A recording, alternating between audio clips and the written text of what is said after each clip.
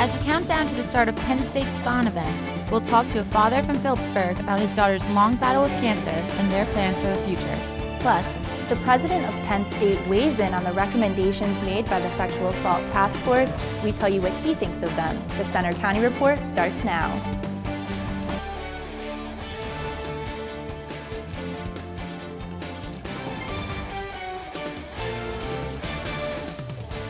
Good afternoon, I'm Megan Caffrey. And I'm Colin Bradley.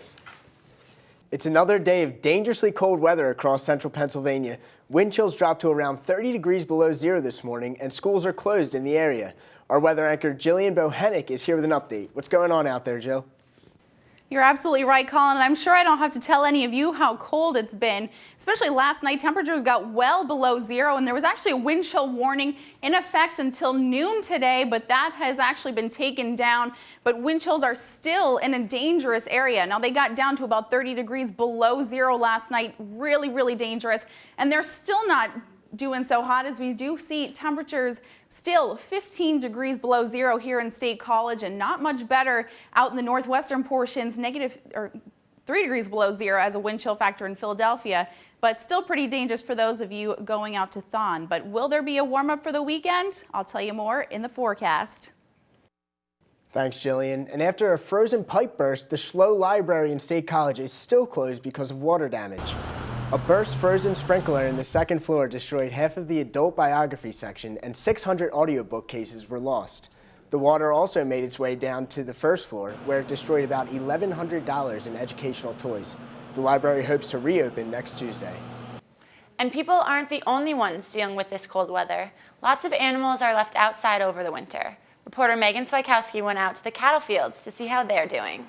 It's hard to drive through the middle of Pennsylvania without noticing the rolling hills, open valleys, and all of the cattle. You probably didn't even know a 2009 U.S. government census showed Center County had over 30,000 cows worth over $34 million. Most of them stay outside year-round, braving the cold and snow. But veterinarian David Wolfgang says cows are built for this weather. The cow's thermoneutral temperature, which is where they're comfortable, is actually around 40 or 45 degrees Fahrenheit. So for people, our thermoneutral temperature is about 75 or 80. Cattle are more comfortable in temperatures almost 40 degrees below humans because of two things: a long and thick leather coat and a large rumen. They actually take foods in, and those foods are fermented in their rumen, and that rumen makes a lot of heat. Even with a warm interior and a thick coat, the cold isn't usually what kills most cattle in winter months. A wet snowstorm and malnutrition are threats that farmers really need to look for in their herds. As long as they have lots of food and they're dry and they're protected from the wind, they can actually stand a lot of cold. But not all are low maintenance. Pregnant cows and young cattle need special attention. If they have pregnant animals, they need a little bit higher quality diet. If you have growing animals, they need a slightly different diet matched to their needs. Pennsylvania cattle produce roughly 5% of the nation's milk supply and brought in $2.4 billion in 2013, according to the Pennsylvania Milk Marketing Board. Keeping cows well fed is key in having happy cows for the entire winter. Reporting from State College, Pennsylvania, I'm Megan Swikowski for the Center County Report. On this cold winter weekend, Penn State students are ready to head out to the Bryce Jordan Center for Thon, the annual 46-hour dance marathon that raises millions of dollars to fight childhood cancer. Taylor Shelley has this report. Thanks, Colin and Megan. Student organizations will begin lining up to claim their section at the Bryce Jordan Center, which you can see behind me. The dancers will stand for 46 hours for kids like Emily Whitehead, and I had the chance to sit down with her father. I told her from the day she was diagnosed that she was going to beat cancer, and she absolutely never wavered on that and just said, that's what I'm going to do. On May 27, 2010, Emily's mom, Carrie, noticed 21 bruises on her body. Her next day doctor's appointment ended at the emergency room, where they waited for news that would change their lives. It was complete devastation. We were told it's acute lymphoblastic leukemia. Tom and Carrie took her here to Penn State Hershey Children's Hospital, where doctors said she'd have to undergo 26 months of chemo. Then in 2011, the Whiteheads received news that Emily had relapsed. Now, with only a 30% survival rate, she would need a bone marrow transplant. But just 2 weeks before the procedure, they were again haunted by the word relapse. The Hershey doctors had run out of weapons to fight Emily's cancer, And we were down to, do you want to try this trial or do you want to take her home on hospice? Taking her home on hospice wasn't an option for us. They transferred her to the Children's Hospital of Philadelphia, and she became the first patient in the new CART-19 T-cell trial. They were going to send them to boot camp, is the way they explained it to her, and they were going to build them up into an army and train them to beat her cancer. Emily got very sick, and one night, doctors told them to call their family to her bedside. Tom refused. There's less than a 1 in 1,000 chance she's alive in the morning. And I said, all right, well, when you come back to work tomorrow, she's still going to be here and she's still going to be fighting. And she was. This May marks 3 years cancer-free, and since then, they've spent all their free time spreading awareness. They wanted us to start our own foundation with the Emily Whitehead Foundation, is to further the research in immunotherapy and help these families that run out of options somewhere get to a trial. In Phillipsburg, I'm Taylor Shelley for the Center County Report. Last year's Thon raised more than $13 million. So where does all that money go? According to Thon, 96 cents from each dollar raised goes to the 4 Diamonds Fund at Penn State Hershey, which helps pediatric cancer patients. 30% of that portion goes to patient care and the rest towards research. The hospital says research money funds a $62 million endowment that allows doctors and scientists to get grants faster, rather than waiting for government money. Security at Thon will get some help from a different group of Penn State students this year. Members of the Red Sail Analytics Club, a security and risk analysis organization with the College of Information Sciences and Technology, will monitor social media platforms like Yik Yak and Twitter throughout the weekend. The goal is to detect any potential threats and take steps to prevent trouble. Along with the Penn State Emergencies Operations Center, students will work in shifts for the entire 46 hours of Thon. And Penn State is ready to take the next steps in creating a specific office to monitor sexual assault reports on campus. That's one of the outcomes of a special task force report, and this week, reporter Samantha Lance talked one-on-one with the university's president about what's next.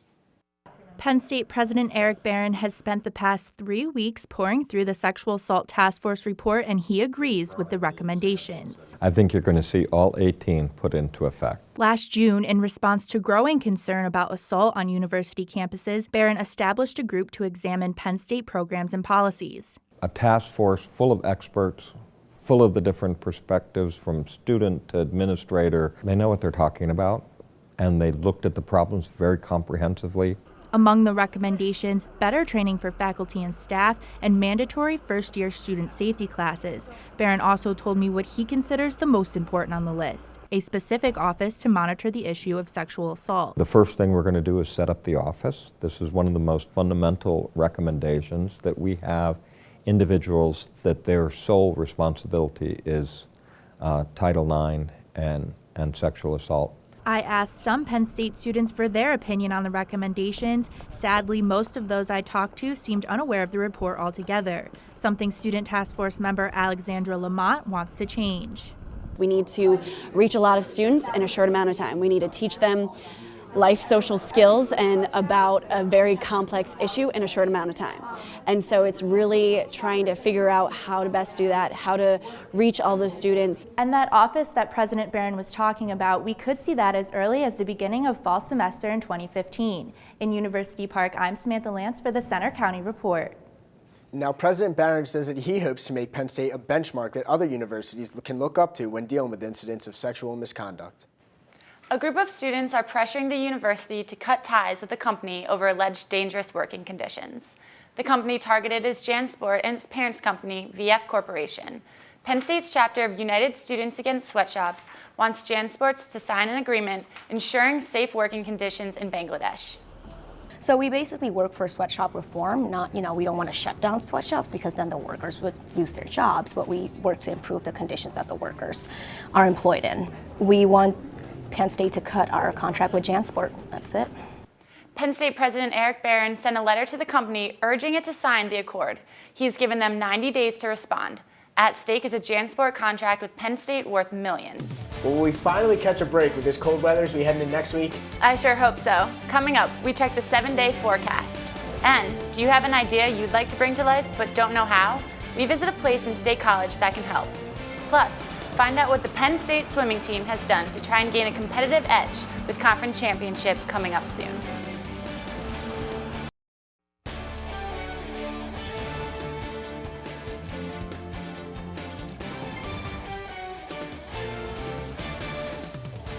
There's a local hidden gem in State College where you can bring your ideas to life. Reporter Taylor Bisacki shows us how. There's a sense of possibility here. You see it when somebody walks right through the door. There's this pause often of like, what is this? This place is New Leaf Initiative, a nonprofit where many people have turned new pages in their lives. New Leaf provides a foundation and creative workspace for those with innovative ideas. These concepts become action and branch out into the community. Members range from high school students to young professionals and even those with decades of experience. New Leaf launched in 2010, and it has a lot to cheer about this year. New Leaf moved to a bigger space in the municipal building, where now 300 people put their passions toward positively impacting the community. I mean, it's really an incredible sandbox for idea building. And to have New Leaf as a hub where people can connect, I mean, that's the most important thing to me. Chris graduated from Penn State in 2011 and has lived and worked downtown ever since. After experiencing State College as a student and now a young professional, he's seen local struggles. One of the biggest things that I've been finding in my research, talking with teachers, trying to get insight into the classroom, is that teachers have a number of challenges that they're facing, one of which is engagement. Chris calls his project Teacher Box, which aims to save teachers money and time by finding cool new resources and technologies to make the classroom exciting. But that's not all. His newest startup idea is Small Batch, which will connect the gap of college graduates and young professionals in this college town. They want to be able to plug into the community. What's going on in the music scene? If I'm new to town, you know, where are the jobs? Well, Small Batch will have those answers and the resources. It's a melting pot, and a strategically placed melting pot such that we can kind of curate these connections. Chris and his co-dreamers have projects in the community now, including CoSpace. New Leaf gives you that edge. It's the place where we want to know what makes you shake. Reporting in State College for the Center County Report, I'm Taylor Bisacki. That space on South Allen Street is also free to use for events and meetings. And State College High School is moving closer to getting a facelift, and most people say that it's overdue. The biology lab is the same as it was when I was in school. The same lab tables, the same lab stools, you know, the corroded around the sinks. Nothing has really changed since the 70s when I was in school, so it's time. This week, for the first time, the public got a look at the 60% design plans for the school's renovation project. Community members gathered for an information fair that took an in-depth look at what's to come. Tonight we have everything from how we're going to finance the project to what the floor plans look like, to how our building is going to be sustainable. Really, it's a very, very broad overview with some more specific conversations happening. The project team presented designs and layouts with more information about phasing, schedule approvals, and more. The 90% designs will be presented this May.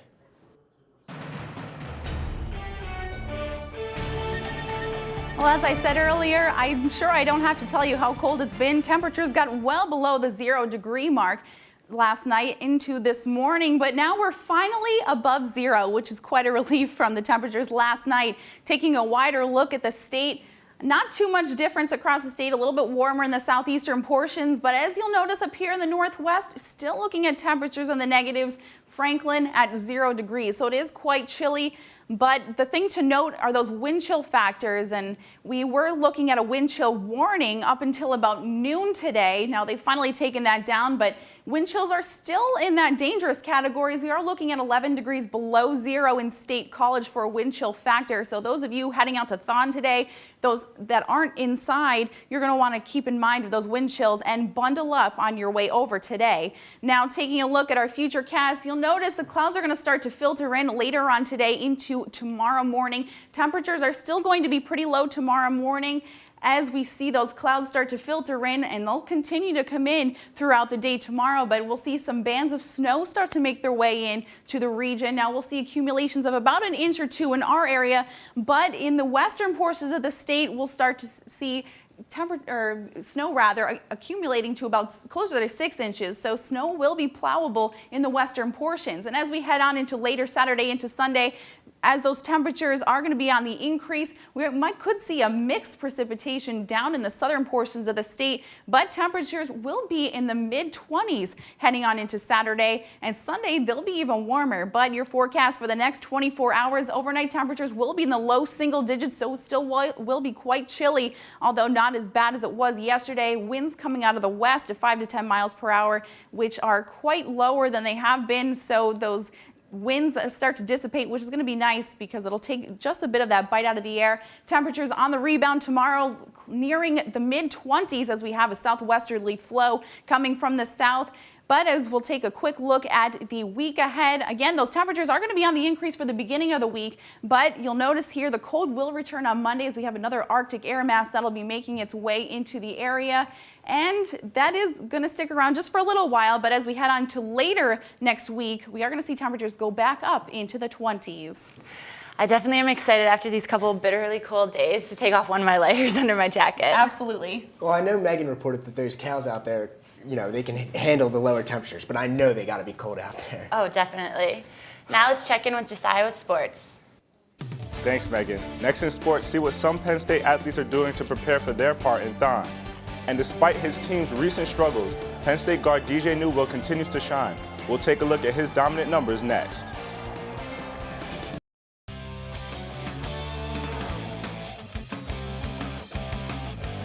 Good afternoon. The Nittany Lion basketball team travels to Northwestern tomorrow coming off another loss. Penn State couldn't finish off a second-half push, falling 55-47 to number 5 Wisconsin this week, despite DJ Newell posting another dominant individual performance. With his 29 points and 3 assists, the senior guard accounted for 37 of the Nittany Lions' 47 points. He's now 6th in the nation in scoring, number 1 for a player from a Power 5 conference, and tallied his 14th 20-plus scoring night. But he says those stats take a back seat to winning. Just trying to get a win, man. The points mean nothing to me if we lose the game. Penn State has 4 games left before the Big Ten tournament, and unless Newell and the rest of the team can snap their 3-game losing streak, an NIT bid may be slipping away. The Philadelphia 76ers are among a number of NBA teams that made moves at the trade deadline this week, most notably dealing former Rookie of the Year Michael Carter-Williams. His departure left the Sixers in need of a point guard, and they didn't have to take long to sign one. Former Penn State guard Tim Frazier is getting another 10-day contract with Philadelphia to prove his worth. During his previous 10-day contract, he averaged 5 points and almost 9 assists per game. Teams can only offer a player 2 10-day contracts per season. The Penn State men's swim team is getting ready for the Big Ten championship, with the hopes that their new equipment will make a difference. Reporter Zach Rickens has more. The men's swim team is looking to make waves during Big Ten championships next week, and thanks to a new piece of equipment, doing so has become easier. It's our new toy here in the toy auditorium. It's called an endless pool, and for a swimmer, it's like a treadmill, only much more. It shoots water from the front end and is full of mirrors, which allows the swimmer to see what they're doing wrong and fix their stroke. We have mirrors installed in the bottom of the pool, as well as along one of the sides and then on the ceiling above it. So you can really see every aspect of your stroke. The mirrors make it easier for coaches to explain to the swimmer what they're doing wrong and how to perfect their technique.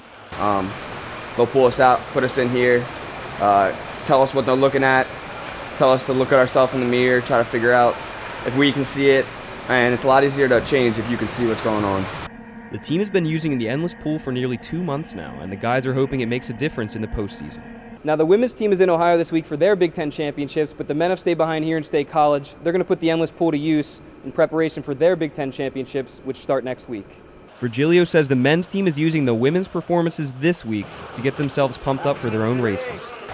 The more you think about the fact that they're going in it right now, it kind of brings the reality forward that we only have a couple days until we're going to be at ours.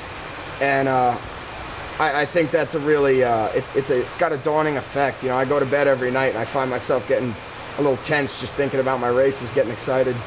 The men's Big Ten championships will kick off on Wednesday from the University of Iowa. In University Park, I'm Zach Rickens for the Center County Report. 5 former Nittany Lions are in Indianapolis for the NFL Combine.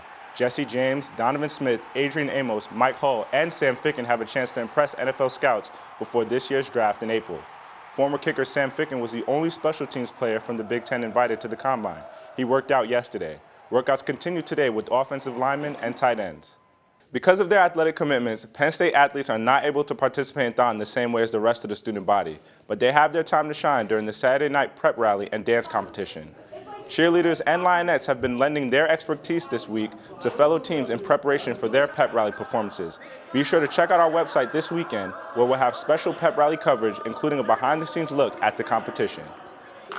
That's all for sports. Now back to you at the desk. Thanks, Josiah.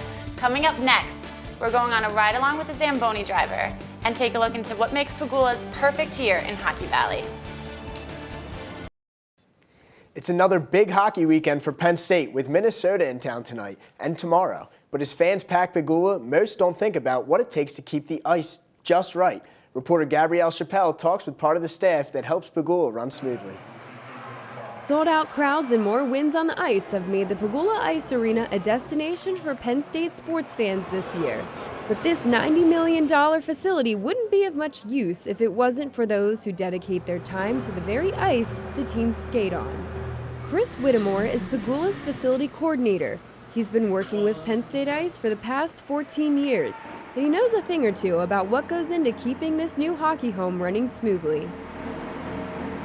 Everything that happens with that ice, the Zambonis, the ice plant, everything, the dehumidifiers out back, everything relating mechanically to this facility and what's going on in that ice, I got to know about. And then there's the Zamboni. Not only a symbol of hockey itself, but it can also be a glimpse into some of the work that goes into maintaining two ice rinks. Every time these machines resurface ice, it takes off about 60 cubic feet of snow. To get an idea of what that would look like, that would be about 3,661 snow cones. That's a lot of ice. The biggest kick I think any of the drivers get is seeing the kids. When the kids have their faces against the glass, seeing, and their eyes are huge, and they're just wondering what this machine is. But it's not just the Zambonis. In the very heart of Pagula, I got a look of the unique chemical process that cools the ground to the point where it can freeze water. You have a piece of winter you're trying to keep, inside, and to try to make it comfortable and safe, and that's a daunting task because everything has to be working right in order for that to happen. Pagula, in a lot of ways, is like a Zamboni, constantly working hard and incredibly eye-catching, but it wouldn't be able to get too far without its engine. This is the baby, right here. For the Center County Report, I'm Gabrielle Chappelle. We hope you join us this afternoon for special coverage of Thon. Our live report begins at 5:50 p.m. and counts down to the start of Thon at 6. You can watch on ComMedia TV on channel 4-1 on campus or online at psucommedia.com. And that's all for today's Center County Report. For more, visit our website at centercountyreport.com. You can also follow us for breaking news anytime on Twitter at Center County REP and on Facebook. Thanks for watching and have a great Thon weekend.